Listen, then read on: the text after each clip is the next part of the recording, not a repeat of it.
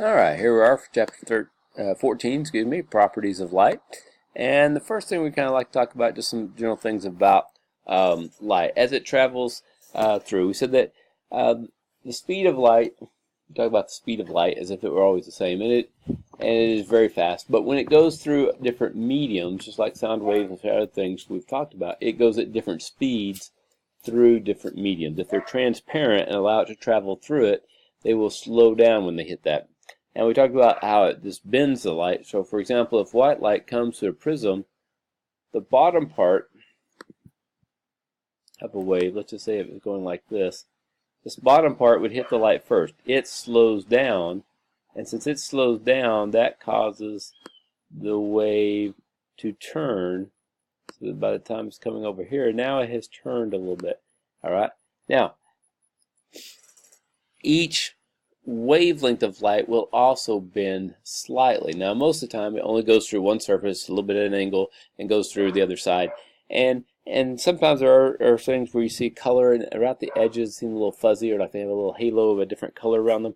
But for the most part, it doesn't really make a whole lot of difference. Certainly not for air and stuff like that. But if it's bent twice in succession, and very strong bends, like you would in a prism, where it comes in here, bends, comes across, and bends again coming out, those two sharp bends will make enough turning that actually it can separate out the different frequencies of light.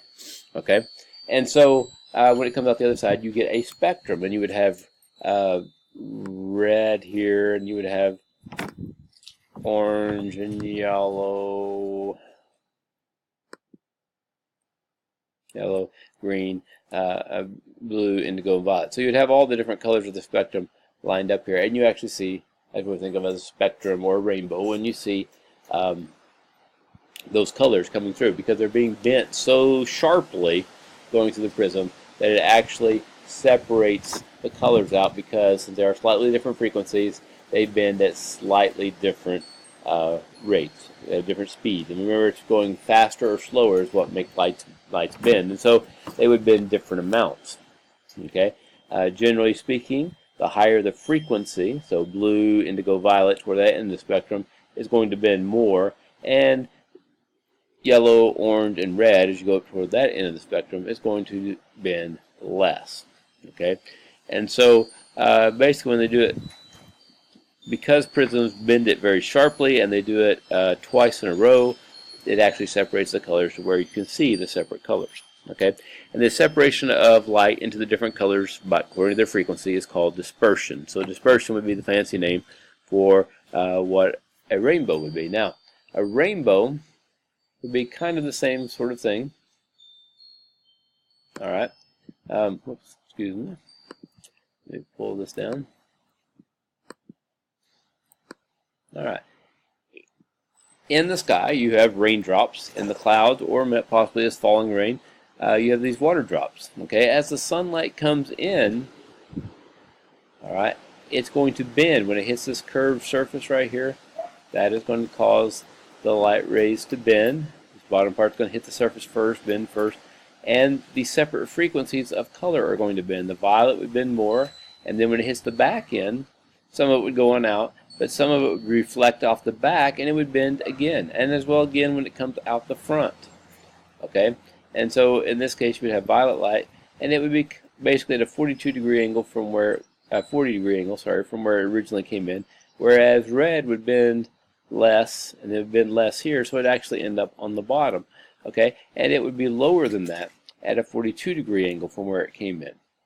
All right, and so you would separate out these colors. Now, if your eye was down here somewhere in line with the violet, then you would see the violet light coming down to your eyeball. Okay, someone in front of you, for example, though, they would see the red light hitting them. So you're not going to see violet and red from the water droplet. You're going to, whichever one's at the right angle, say so it's at 40-degree angle, you would see the violet light coming to you. If you were closer to it, and you would see the red coming out of that particular drop of water, and the ones that were right around it. And so because of this, you're seeing anywhere along this angle, kind of like if you were to reach your hand forward and make a little half circle, anywhere along that half circle is going to bring a certain color down to your eyeball. You'll be reflecting at that angle. So, for example, let's just look over here, see if I can get this up for you. All right. Take this guy and shrink him a little bit. And out of the way. All right. So all the 40-degree line would be right here. If you're on a 40-degree angle, you would see the violet. If you were at a 42-degree angle, you would see red off of those. So as long as there's rain following, there's this whole cone shape, and that's why a rainbow is always in this semicircle, because anywhere at that angle, 42-degree angle, if you rotate that around from side to side, to the horizon on the right, to the horizon on the left, you would see that same color coming from it, and so you see that perfect bow. Now if you were to scoot closer, as long as there's more raindrops up here, you would be seeing different raindrops, but you'd still see those different range of colors. Alright, but if you get,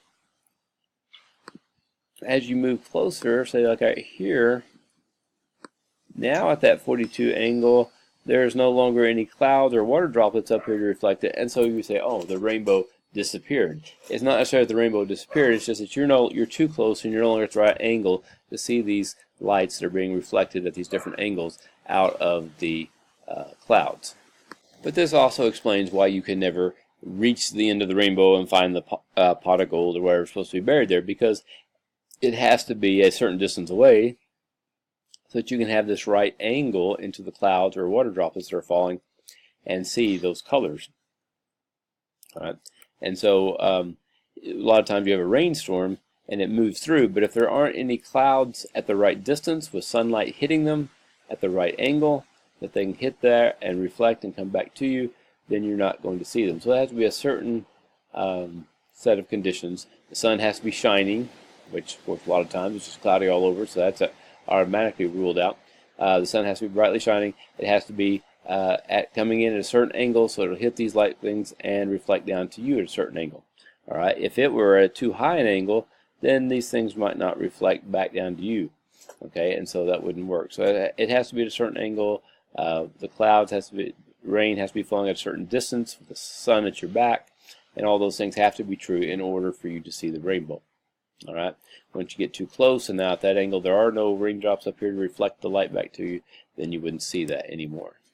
The way light is reflected by the raindrops is called dispersal, or by a prism, where it makes a spectrum. But when it also passes through and is bent, it can be focused. When we talk about lenses, and bending those lenses each time is what is known as refraction. Okay, so as it comes in, if we have these light rays coming in to this lens is known as a convex lens. It's thicker in the middle and it gets thinner at each end, tapers at each end.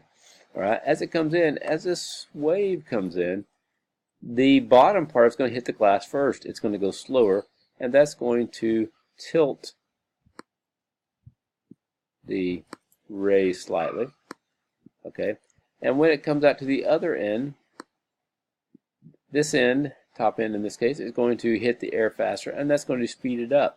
And so in effect, this light ray is going to come in, it's going to bend a little bit there, it's going to bend a little bit there, and it's going to go out like this. Okay, if you hit in the center, this is known as the center of curvature, right here in the center of the lens, and if you hit it in the exact same center, it will go straight. That's basically a flat surface, and so it's going to go straight through the middle of that lens. All right, but at the bottom we're going to have refraction again because it's hitting a curved surface. It's going to hit the glass first. It's going to slow down. That's going to cause it to turn toward the top. Okay. Then when it gets here, once again, the wave front is going to hit the air first on the bottom, so it's going to bend again, and it will cross on this other side. Okay. Now, we said the center of curvature is this line through the middle. The point where they all come together here is the focal point. Okay. Now, the distance from the center of the lens to the focal point is also known as the focal length. Okay, and this basically tells you what distance from the lens will it take before it focuses and brings it to a point. Now, since the light rays are coming in or spread apart, and they are coming together. This is called a converging lens. Okay, it brings those light rays to a point, to a focal point. And so this would be a convex lens, but it could also be called a converging lens because that's what convex lenses do. They bring the light to a focus. If you've used a magnifying glass to make a single beam of light to burn a piece of paper or an ant possibly when you were a kid, that would be basically the same thing. You're bringing it to a sharp point. All that light is being focused on one spot, and that would be a converging lens.